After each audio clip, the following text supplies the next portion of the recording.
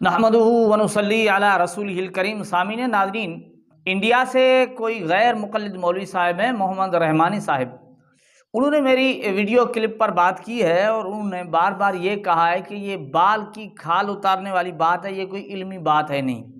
اصل میں وہ جو محمد رحمانی صاحب انہوں نے جو مجھ پر بات کی ہے، ان کی وجہ یہ بنی کہ انہوں نے خود پہلے ایک ویڈیو کلپ میں کہا تھا کہ ہمارے اہل حدیث کے اندر ایسے یعنی فتنے موجود ہیں جو قرآن و حدیث کا نام لے کر گمراہ کرتے ہیں یا اس قسم کا دھوکہ دیتے ہیں، یعنی اس طرح کوئی بات کہی تھی تو اس کا انہوں نے رد کیا۔ بات بھی خود کہی، بھائی اس میں علمی بات کی کیا ضرورت ہے، آپ کی زبانی بات ہے تو وہ علمی ہو یا غیر علمی اس سے ہمیں کیا۔ آپ نے بات کی تھی وہ ہم نے سنائی، اب ظاہر ہے ہم نے جب یہ بات ظاہر کی کہ یہ خود مان رہے ہیں کہ ہمارے اندر ایسے فتنے موجود ہیں تو انہیں بات اچھی نہیں لگی، اس میں بار بار یہ بات کی بال کی کھال اتارنے کی، لیکن آگے جو ہے نا انہوں نے بات وہ کہی جو ہم آپ کی خدمت میں آپ کو سنانا چاہتے ہیں، لیکن پھر آپ انصاف کیجئے گا کہ بات اس محترم کی کتنی درست ہے اور ابھی جو بات کر رہے ہیں وہ اور گزرے ہوئے دور کی بات ان میں کتنا فرق ہے۔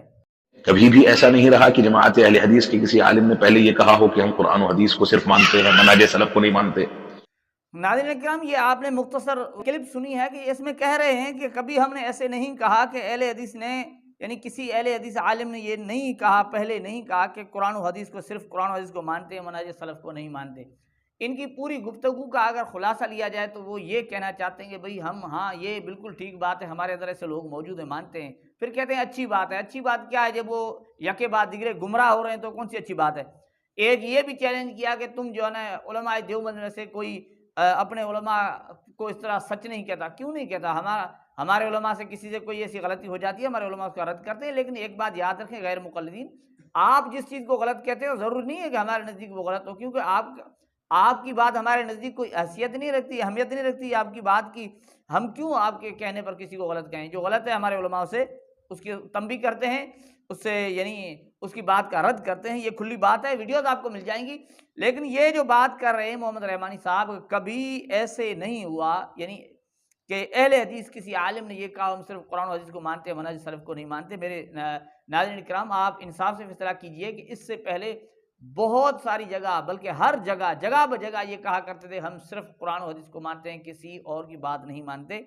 آپ کو یوٹیوب پر پرانی ویڈیوز مل جائیں گی۔ اب ان کی بات جو ہے نا بدل گئی ہے، بار بار کہتے ہیں کہ نہیں قرآن و حدیث کو اپنی طرف سے نہ سمجھو۔ پہلے تو ہمارے علماء کا رد کرتے تھے، لیکن میں آپ کو مختصر سنا دیتا ہوں، آپ سن لیجئے اس سلسلے میں تاکہ آپ کو تسلی ہو جائے۔ خلیل الرحمن جاوید کو سنیے کہ وہ کیا کہہ رہے ہیں۔ اللہ کے سچے پیغمبر موسیٰ علیہ السلام کی پیروی محمد عربی کے آنے کے بعد تمہیں گمراہی کے سوا کچھ نہیں دے سکتی، تو کسی امتی کی پیروی ہدایت کیسے دے گی؟ دیکھیں ناظرین، ابھی خلیل الرحمن جاوید نے کہا کہ جب حضرت موسیٰ علیہ السلام کی پیروی حضور کے آنے کے بعد درست نہیں ہے، تمہیں وہ اس میں تم گمراہ ہو سکتے ہو، گمراہی کی طرف جا سکتے ہو، تو کسی امتی کی بات کیا؟ مجھے بتائیں سلف صالحین امتی نہیں ہے؟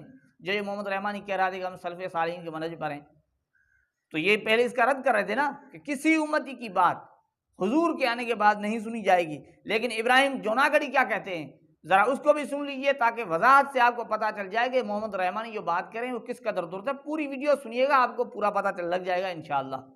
آج میں اور آپ اعمال کرتے ہیں اور عمل کرنے سے پہلے ہم اپنے مولویوں کی باتوں میں آ کر اللہ اکبر اسے دین سمجھ رہے ہوتے ہیں۔ مولویوں کے لیے بھی، علماء کے لیے بھی یہ بات لازم ہے، ضروری ہے، اور اس سے زیادہ عوام کے لیے یہ بات ضروری ہے کہ کسی بھی عالم سے اگر کوئی بات سنے تو اس سے پوچھے کہ اللہ نے قرآن میں کہا ہے یا محمد الرسول اللہ صلی اللہ علیہ وسلم کے فرمان سے یہ بات ملتی ہے۔ قیامت کے دن اللہ کے ہاں وہ عمل قبول ہے کہ جو قرآن سے ثابت ہو یا محمد مصطفیٰ کی حدیث سے ثابت ہو۔ ناظرین کرام، ابراہیم جوناگڑی کریں جو ہم اعمال کرتے ہیں اسے مولویوں کی باتوں میں آ کر ہم اسے دین سمجھ رہے ہوتے ہیں۔ کہتے ہیں مولویوں کے لیے بھی یہ بات ضروری ہے، علماء کے لیے خاص طور کہتے ہیں عوام کے لیے ضروری ہے۔ اب عوام کے لیے کیا ضروری ہے کہ ان علماء سے پوچھے کہ یہ قرآن میں یہ بات کہاں لکھی ہوئی ہے، حدیث میں کہاں؟ دیکھیں قرآن میں حدیث میں اور کوئی بات نہیں ہے، اور پھر کہتا ہے وہی عمل قبول ہوگا جو قرآن میں ہو حدیث میں ہو۔ یعنی یہ بات ہر جگہ کہا کرتے تھے، ہر جگہ صرف قرآن اور حدیث، صرف قرآن اور حدیث۔ پھر خلیل الرحمن جاوید سن لیجئے کیا کہتے ہیں کہ ہمارا مذہب کیا ہے، سن لیجئے۔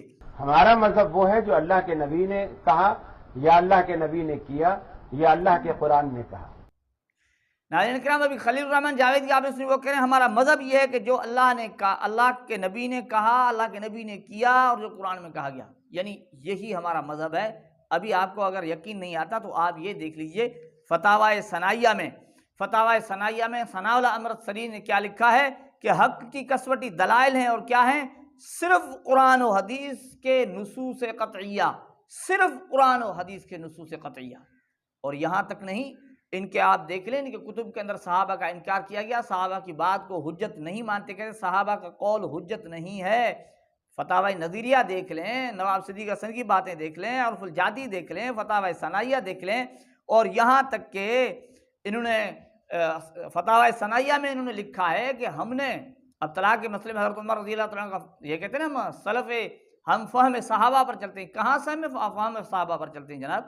آپ کہاں فہم صحابہ تو اس بات پر آ گئے نا کہ 3 طلاقیں، ایک مجلس کی 3 طلاق ہو جاتی ہیں۔ حضرت عمر رضی اللہ تعالیٰ کے دور میں کسی صحابی نے اس بات کا رد کیا؟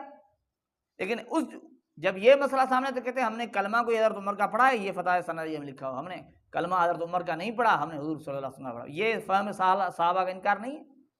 وہ کہتے ہیں ہم نے کب کہا فہم صحابہ کے انکار کو سینگ نہیں ہوتے حضرت، یہی ہے نا کہ کہا یہ فہم صحابہ ہی تھا نا جنہوں نے مسائل اخذ کیے، صحابہ نے مسائل اخذ کیے اور غیر مقلدین رد کیا، اور کہا کہ ہم نے حضرت عمر کا کلمہ نہیں پڑھا، ہم نے حضور صلی اللہ علیہ وسلم کا کلمہ پڑھا ہے۔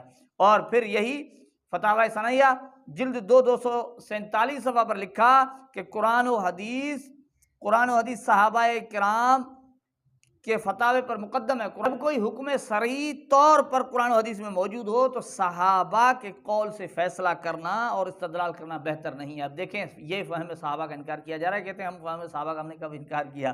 دیکھیں یہ بات کھلی ہے، اور یہاں تک نہیں، خود یہ محمد رحمانی جو بات کر رہے ہیں آپ اس کی بات سن لیجئے۔ میں آپ کو اس کلپ سنانے سے پہلے آپ کی خدمت میں آپ سے پوچھنا چاہتا ہوں کہ حضرت عثمان رضی اللہ تعالیٰ عنہ کے دور سے جمعہ کی دوسری اذان شروع ہوئی کہ نہیں؟ یہ صحابہ نے کروائی کسی اور نے؟ حضرت عثمان رضی اللہ تعالیٰ عنہ صحابی رسول ہے نا، خلفائے راشدین میں سے ہیں، اور صحابہ کسی نے اعتراض کیا، کسی نے اس بات کا رد کیا؟ لیکن ابھی محمد رحمانی سے یہ بات پوچھی گئی تو اس نے کیا کہا، ذرا سن لیجیے۔ صحیح بات یہ ہے کہ جمعہ میں ایک اذان ہونی چاہیے، اب وہ مکہ میں ہو یا مدینہ میں ہو یا دنیا کے کسی بھی خطے میں، جو رسول اکرم صلی اللہ علیہ وسلم کے طریقے کے مطابق نہیں ہے اس کا اعتبار نہیں کیا جائے۔ آپ کو اس چیز سے پتہ چلا ہوگا کہ یہ دوسری اذان رسول اللہ صلی اللہ علیہ وسلم کے طریقے کے مطابق نہیں ہے، تو کیا مطلب ہوا کہ حضرت عثمان رضی اللہ عنہ یہ کام حضور کے طریقے کے مطابق نہیں ہے، اس کا اعتبار نہیں، یعنی وہ بات معتبر نہیں؟ یہی تو انکار ہے فہم صحابہ کا ناظرین۔ اور یہ جو بار بار کہہ رہے ہیں کہ ہم نے کب کہا ہے، ابھی بھی آپ کہہ رہے ہو، اور آپ کے اندر ایسے فتنے موجود ہیں جو قرآن و حدیث کے نام پر دھوکہ دیتے ہیں، یہ آپ کا خود اقرار ہے۔ تو ہم پر غصہ ہونے سے پہلے آپ اپنے آپ کو دیکھ لیجئے، آپ کے کتب کے اندر یہ چیزیں لکھی ہوئی ہیں، صحابہ کے فہم کا انکار لکھا ہوا ہے۔ پرانی بات تو آپ کی یہ تھی کہ ہر عام و خاص کو کہتے تھے جا کر قرآن و حدیث پڑھو، کسی مولوی کی بات نہ مانو۔ اب آپ مجبور ہو کر اب ہر جگہ یہ کہہ رہے ہو کہ قرآن و حدیث کو خود سے نہ سمجھو کیونکہ گمراہ ہو جاؤ گے۔ الحمدللہ یہ ہمارے علماء کرام کی محنت ہے جنہوں نے تمہیں سمجھایا ہے کہ بغیر تقلید کے تم گمراہ ہوں گے۔